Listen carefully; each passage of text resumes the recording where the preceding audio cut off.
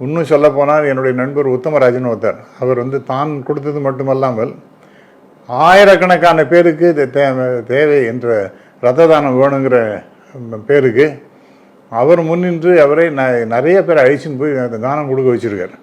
அதெல்லாம் சைலண்ட்டாக செஞ்சுட்டு போயிருக்கார். அவர் மிகப்பெரிய சாதனையாக செஞ்சுட்டு போயிருக்கார். பட் யாருக்கும் தெரியாது.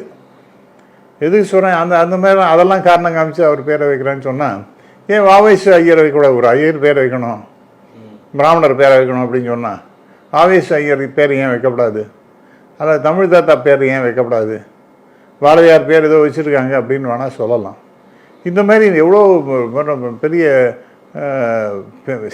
சாதனைகள் புரிந்த அற்புதமான பிராமண சமூகத்தை சேர்ந்தவர்கள் நிறைய பேர் இருக்காங்க இல்லையா? அவங்கள செலக்ட் பண்ணி அவங்க பேர் வைக்கலாமே, ஏன் இவரை போய் வைக்கிறாங்க அப்படின்னா என்கிட்ட கேட்குறீங்க. எனக்கு என்னையா தெரியாது, அது சிஎம் டெசிஷன். அவர் கேட்குறாரு, அவரை சரின்னு சொல்லிட்டு சொல்லியிருக்கார்.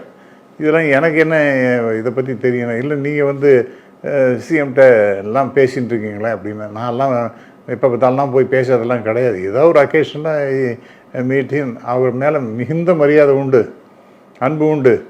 இன்ஃபேக்ட் நான் பல முறை சொல்லியிருக்கேன், இன்றைக்கி அரசியலில் எனக்கு மிக பிடித்த தலைவர் அப்படின்னு சொன்னால் அது நம்முடைய முதல்வர் திரு ஸ்டாலின் அவர்கள் தான் அப்படிங்கிறத பற்றி நான் பல முறை சொல்லியிருக்கேன். அந்த அளவே ஒழிய நான் வந்து I will never cross my limit ஆண்டு எனக்கு எந்த தேவைகளும் கிடையாது.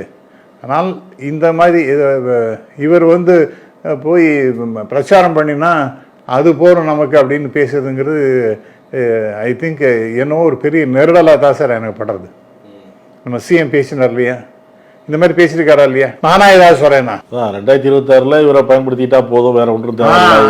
அப்ப இவர் என்ன ஒரு மிகப்பெரிய பிரபலமானவர். இவர் வந்து மக்கள்கிட்ட போய் ஓட்டு கேட்டாங்கன்னா எல்லாரும் ஓட்டு போட்டுருவாங்க அப்படிங்கிற மாதிரிலாம் நினைச்சாங்கன்னா ரொம்ப தப்பு. பிரபலமானவர் தானே அவரு. பிரபலம் இருக்கலாம் சார், அதுக்காக யாரெல்லாம் ஓட்டெல்லாம் போட மாட்டாங்க சார். நீங்க எல்லாம் என்ன நினைச்சிட்டு இருக்கீங்க?